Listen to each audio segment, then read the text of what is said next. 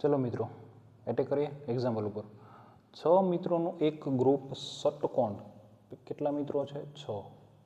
આકાર ષટકોણ આકારના ટેબલની આજુબાજુ તેના ખૂણા પર એટલે કે કેન્દ્ર તરફ બેઠેલા છે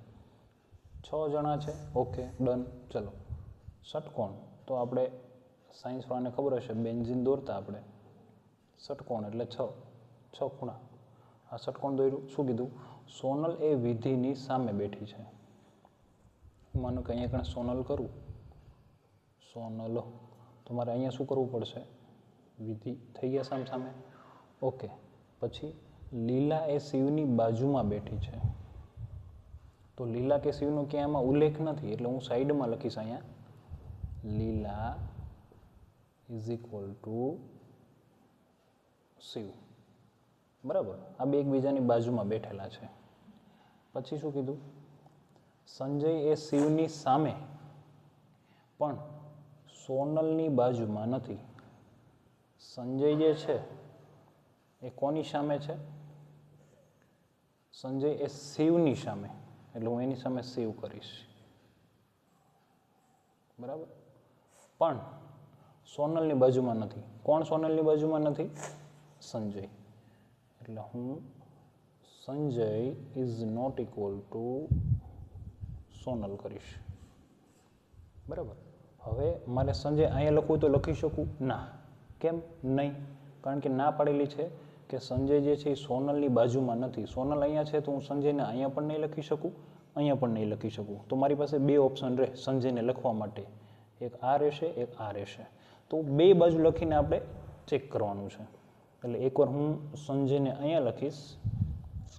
અને એકવાર અહીંયા લખીશ પણ એની માટે હું સાઈડમાં દોરી લઉં છું ચલો આ વિધિ આ સોનલ હવે આ આકૃતિમાં હું સંજયને અહીંયા લખું રેડી ચલો પછી શું કીધું ધીર અને વિધિ વચ્ચે એક વ્યક્તિ બેઠેલ છે ધીર અને વિધિ ધીર નથી પણ વિધિ છે તો વિધિ અને ધીર વચ્ચે એક વ્યક્તિ બેઠેલો છે તો વિધિ અહીંયા છે તો હું અહીંયા ગણે ધીર લખી નાખું ઓકે અને એકમાં ધીર ક્યાં લખી નાખું અહીંયા લખી નાખું રેડી પછી જો સંજય એ ધીરની જમણી બાજુમાં બેઠેલ હોય જો સંજય એ ધીરની જમણી બાજુમાં સંજય એ ધીરને જો અહીંયા કણે ડાબી બાજુમાં થઈ જાય છે સંજય જે છે એ ધીરની ડાબી બાજુ છે એટલે આ ડાયાગ્રામ ખોટો સંજય ધીરની જમણીમાં આ સાચો છે તો હવે બે બાકી છે ને તો અહીંયા ચેક કરો શું કીધું છે સંજય અને શિવ સામસામે છે તો સંજયની સામે કણે મારે શિવ કરવાનો રહેશે રેડી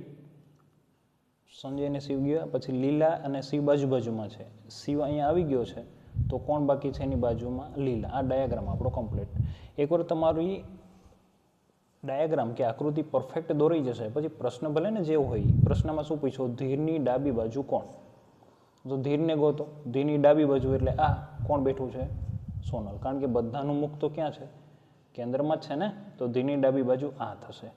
ધીરની ડાબી બાજુમાં હોય ધીરની સામે હોય ધીરની જમણી બાજુ હોય વિધિની ડાબી બાજુ હોય પ્રશ્ન પછી ગમે તે પૂછે તમે ડાયાગ્રામ પરફેક્ટ દોરશો એટલે વાંધો નહીં આવે ચલો મળીએ નેક્સ્ટ લેક્ચરમાં